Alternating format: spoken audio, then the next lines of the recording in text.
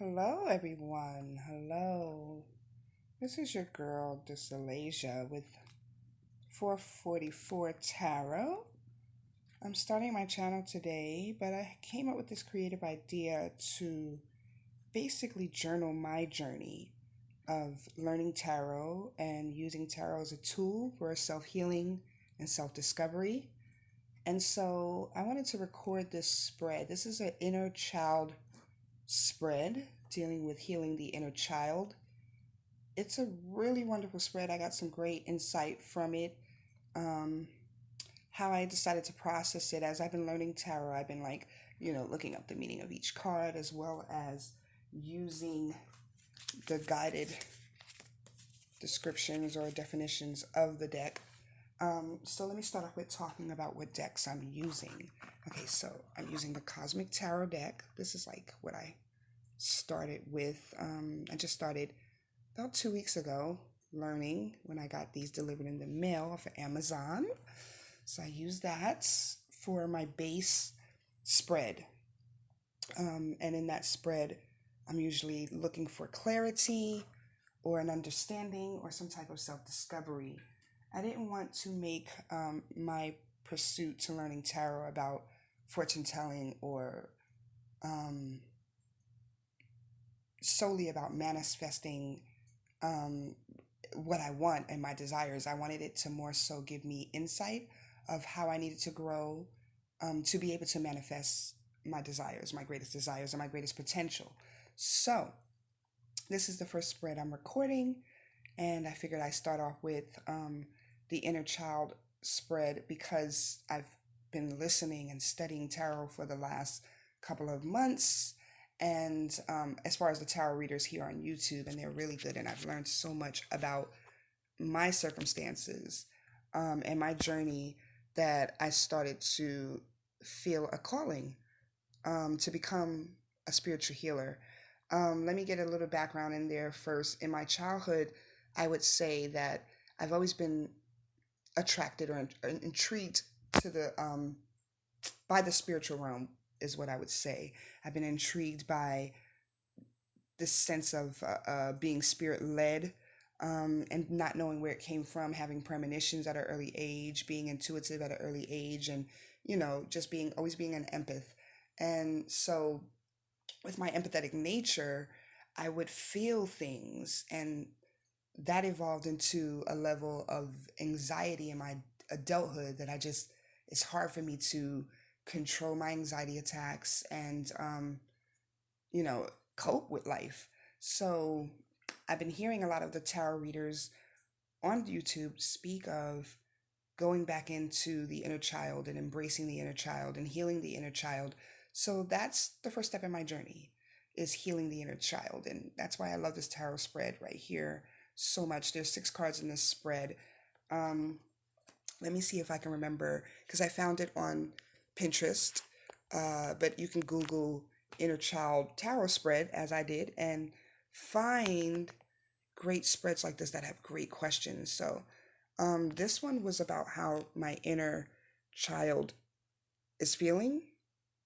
And okay, so let me just, before I get into that, explain, like, after weeks of, like I said, studying the basic definitions from the book, as well as developing some type of style and comfortability with each deck that I use.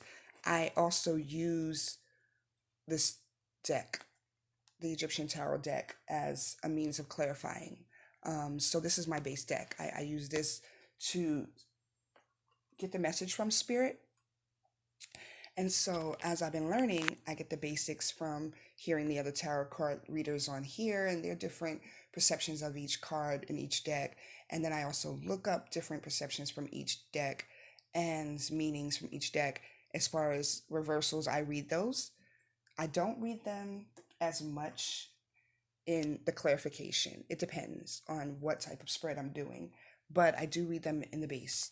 And so with that being said, I kind of have a basic understanding now, and I figured if I record this, maybe you guys can help me and tell me if uh, you're resonating with my journey as well, or if you're resonating with these basic understandings. And so, either way, like, let's get to it. I would say that, you see, the camera's kind of shaking. I'm hand holding my camera, so a little nervous. My first video really doing this, even though I've been creating media content online and professionally for over 10 years.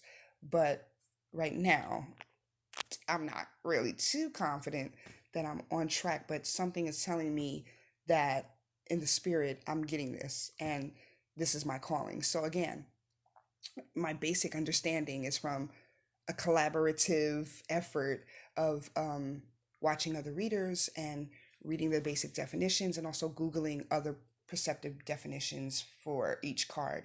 So, with that being said, I'm just going to give you an overview without further really delving into what I think each card means specifically. I'm just going to give you an overview of what I believe this spread means for me. Okay, so with it being the inner child spread, the first question was how my inner child feels. So I figured this would be a great way to like journal and kind of make a visual diary of what my life was like as a child as well, and share some things and some stories with those who might resonate and who might be along the same journey. Maybe it can help to know what others are going through and that we share the same walk at times. But either way, so with this Five of Wands in reverse, um, basically what the Five of Wands to me means, you know, in the upright, it would mean friction, conflict, a battle, an inner battle, whether that's external or inner, but just a battle of the mind, of your wants, of your desires, of just a battle, like, you know, the inner struggle. So with it in reverse, I believe for this spread, it would signify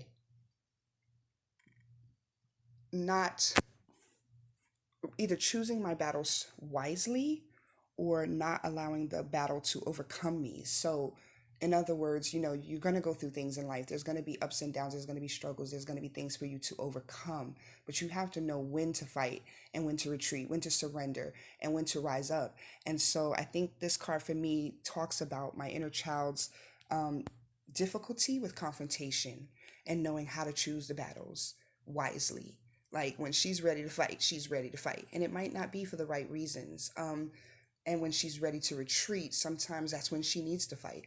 So I think that what needs to be healed first in my inner child is the fact that, you know, I need to learn how to cope with my battles, my inner struggles, and my inner demons, confront my inner demons, because this card shows me that my inner child is non confrontational. She doesn't want to fight anymore. She's tired of fighting.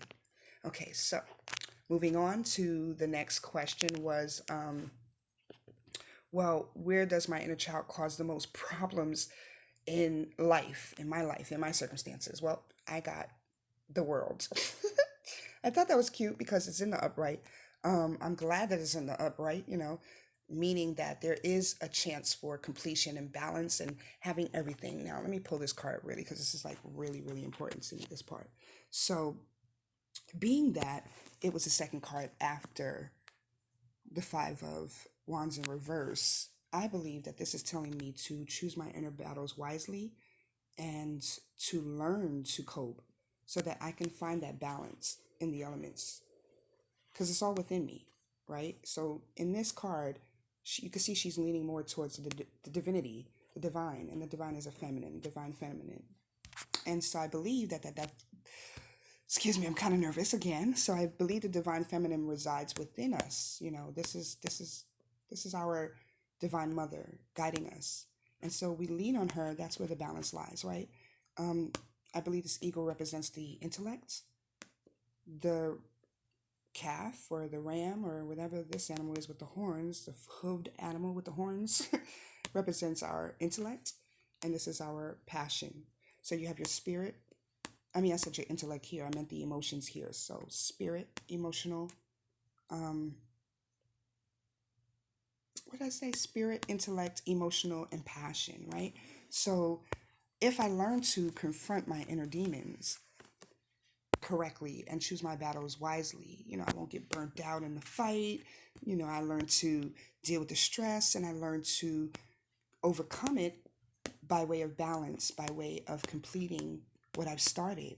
So I think being afraid of confrontation, being that my inner child is afraid of confrontation, I also have a problem in my adult life with completing things.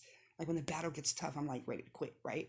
And I'm not a quitter. Let's not get that twisted. I'm a go-getter. But at the end of the day, when the battle gets rough, I kind of retreat at the wrong times when I'm right at my victory. And I think that a lot of us do that. And so if we don't retreat and we learn how to reserve the energy for the more important battles and, learn how to cope with the confrontational things in our life, we can come to a balanced area in life, to a complete balanced area in life, the completion.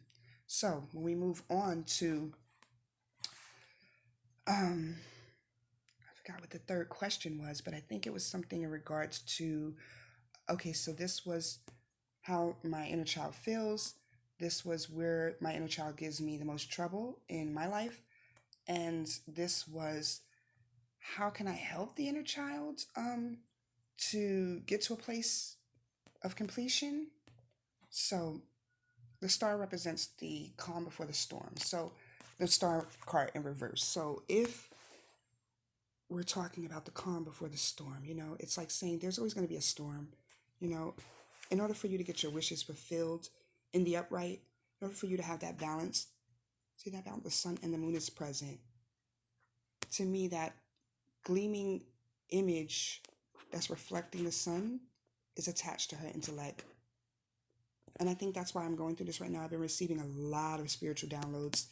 And I feel like, I have light that the divine wants to pour into me so that I can give to others. So that's why I feel like there's a calling for my healing. But in the reverse, if I don't learn how to confront my demons and find a place of completion and finish what I'm starting when I start these battles, don't retreat, don't give up. If I don't get to that place, then my wish won't be fulfilled. And if my wishes are not fulfilled, then I'll just keep going through these storms.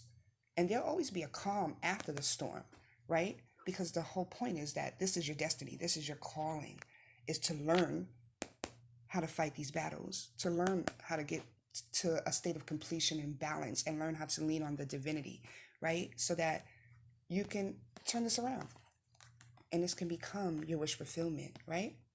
Right. Okay. So that's what we have to teach the inner child to do. This is where we need to work at. Okay. Now, I remember what these two were because I kind of got stuck on these two. So if you guys out there want to help and tell me like exactly where I might be kind of missing the pieces at, of course, the Ace of Pentacles stands for abundance in the upright. Awesome card to have, right? But this position was a question that was like pertaining to how should I limit the inner child? So I'm like, well, I don't want to limit my abundance. What you mean? What you mean? Nah, boo. We ain't limiting no abundance. Okay. But I think what that means when you think of the relation to where it's at, right? It's surrounded by the choosing the battles wisely and the completion, right? So we have the completion, we have the work card and the Ace of Pentacles together, right? In alignment, right? So if you fight your battles, the ones that you need to fight, and don't give up, and retreat on the ones that are just not worth your time, cutting away from things that don't serve you anymore, right? You let go of that part of your personality, that part of your intellect, that part of your emotion, that part of your passion, your emotion, your intellect, and you just lean on God, right? You just give it all to God, right? When you do that, you have abundance. Blessings overpour into your life, okay? Divine blessings at that. You understand? So what's going on here is that how I need to limit my inner child, if we're speaking of that, is that God is saying to me, do not limit my abundance, even though this is not in the reverse. It's just like the world card, okay? If this is, well, how does your child feel? And what is the worst problems that they're giving you in your life? Okay, you can't possibly be giving me completion as a problem. So that means that the problems are in me completing things. The problems are in me realizing my abundance because I won't face those demons. Okay, I keep going through the cycle. Keep going in these circles, this circular motion, instead of in alignment, instead of straight to the core, straight to the abundance, right? But that's life. You have to learn things. You have to go through these areas of confrontation that make or break you. They break you down, destroy and rebuild so that you can get to a place of completion.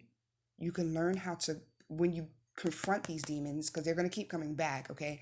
When you confront them, you can learn how to expect the calm after the storm, okay? And you'll weather through it, right? To get to a place of abundance, right? But you don't limit the abundance by giving up. What you do is you embrace the abundance by allowing the process to take place, because you know that's where it's leading, to the abundance. So you don't limit. So I think that that's why this was in this position of how to limit the inner child so that this can happen. Well, don't let the inner child make you give up. Don't let the inner child keep you from facing your demons. Walk with the inner child hand in hand and fix these problems one by one from within. And use the divine. Use your divinity from within to be able to do that. So now we're going on to, so this was how we limit the inner child. This was how we let the inner child run free, right?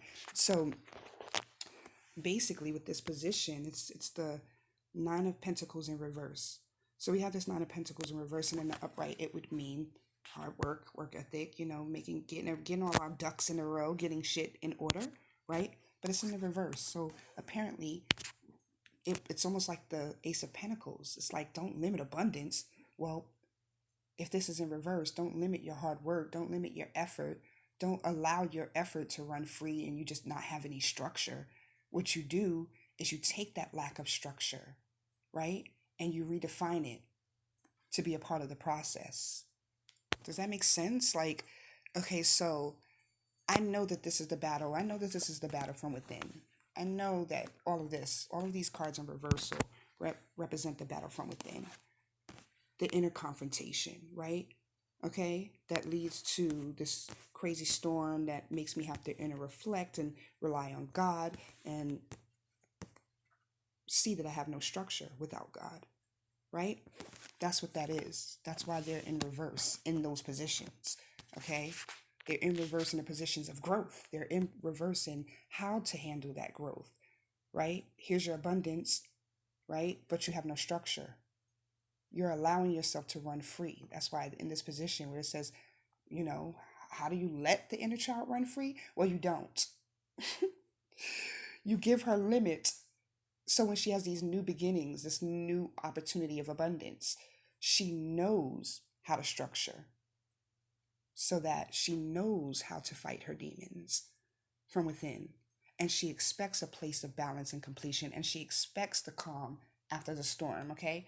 That means altogether in the last position right here, like the outcome of how this healing, how healing my inner child, it would, how it would, I guess, allow for growth and evolution in the spirit realm is through logic.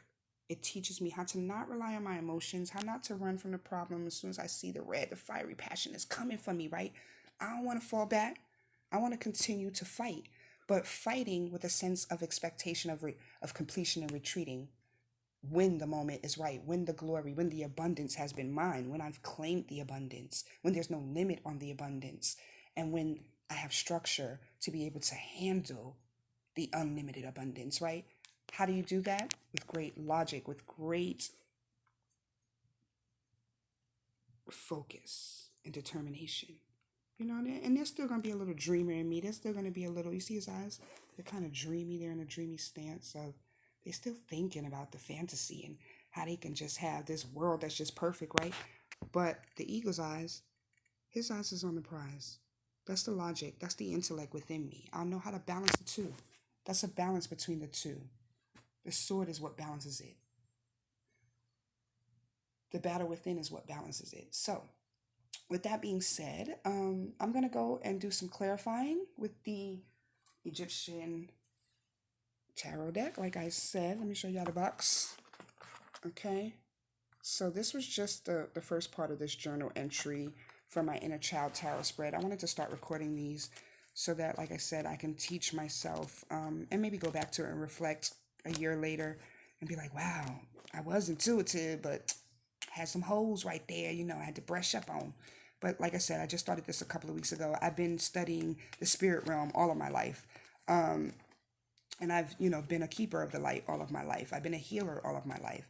I've been a fortune teller and someone who is a clairvoyant I just didn't know how to use it. Okay, so I'm learning how to use it. I'm learning that tarot is a great tool for me to start learning how to use it. I'm going to build the website for all of this stuff soon. I'm just going to grow, and I wanted to record the process of the abundance, of the growth, maybe be an example of how to start for a lot of people. I know because when we see these things that we aspire to do, like on YouTube, we're just like, oh, I could do that. I want to be like that. Oh my gosh, she has 20,000 views. Oh my God, I think I could do this. And then, like, for me, I start the battle and I want to give up.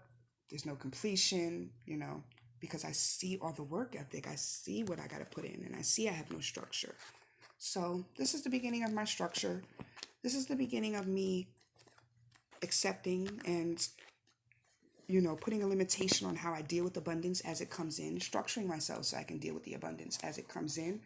And so I figured if I record these, then I can record my growth process and my evolution in this spirit walk, and even in how I convey the message, And so help me along if you have any pointers, tips, or anything like that, I'm going to start showing how I shuffle on camera, but we got to get better at all of this. You know what I'm saying? So I'm going to come back with a part 2 in a few minutes once I clarify some things and go within, okay? So namaste, love and light. Please, please subscribe, like, comment. It helps in our growth. It helps in your growth as well, because when we reflect on others, we're really reflecting on our own shared journeys. So again, let's share this opportunity to grow together, and maybe if there's anybody else out there who's thinking about starting a YouTube tarot channel, we can do it together. Like, we can just learn together and share, exchange ideas and exchange understandings as we learn them. But I hope this resonated with someone out there so that we can begin the dialogue of growth and starting things and completing things, right? All right. So again, this is the Inner Child Tarot. My name is Dysalasia, and I'm with 444 Tarot. That's the name for now. We're going to get a little bit more creative, but we just need to start something, okay? We need to confront, start, get to a place of logic and structure and abundance, okay? All right. Love you guys. I wish you all of the love and happiness and joy and balance that you are seeking. And even if that's through the battle, I hope that it comes out into a calm and collective, structured abundance. Hey, ciao.